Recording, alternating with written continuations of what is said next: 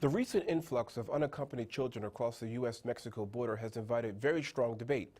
Are they immigrants? Are they refugees? Or are they both?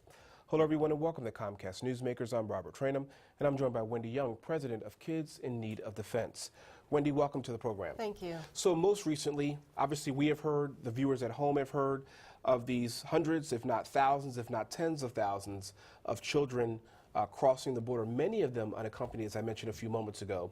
You know, it's so counterintuitive to me that a parent would do that, but I would assume, Wendy, that parents are doing this because they, A, have no other option, but also, B, they just want a better life for their kids. That's exactly right. What's really pushing this migration is violence in Central America, in Guatemala, Honduras, and El Salvador.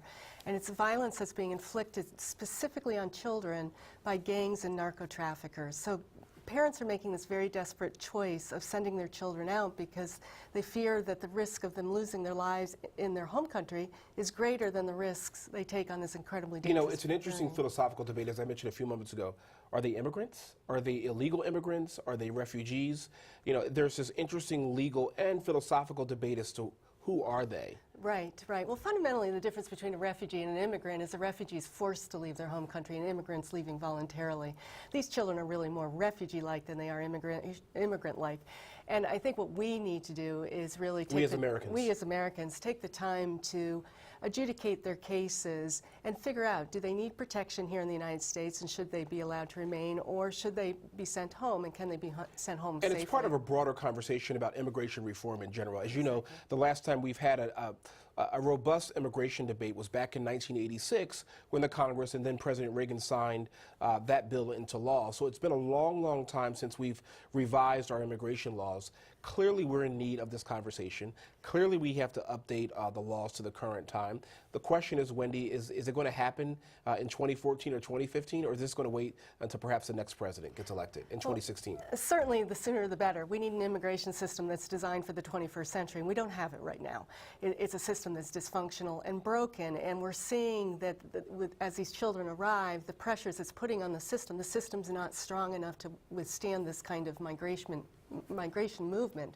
So we need to fix it as fast as we can. And I think it's something to stress, as I mentioned a few moments ago, these are unaccompanied children. Right. A lot of these, almost all of the children are coming here without a parent or a family member. Their parents are sending them here in the hopes of a better life. And then, so walk us through, we've got about a minute 30 left, what happens? So let's say hypothetically they get through the system, if you will. Is there a loved one on the other side of that aisle, if you will, or do they just, what do they do? Yeah, sure. About 90% of the children have some family member here. That could be another parent, or it could be a cousin or an aunt or an uncle. And generally, those families become guardians to the children and take care of them. How do they know where to go? For example, if you're coming from a foreign land and you're literally crossing the border, how do you know where to go? Sure. Literally, these kids come with little pieces of paper sewn into their pants or gripped in their hand, and it's the phone number of that relative on the other side. And they so desperately want to reach that person because that's what their families told them to do. I'm actually speechless.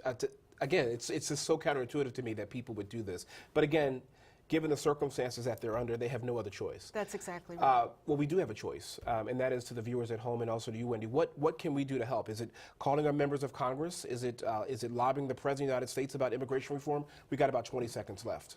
Call your members of Congress and tell them protect these children. They need our help, and we need to speak up for them. And hopefully that'll be done sooner rather than later. Wendy Young, the president of Kids in Need of Defense, KIND. Thank you very much for joining us.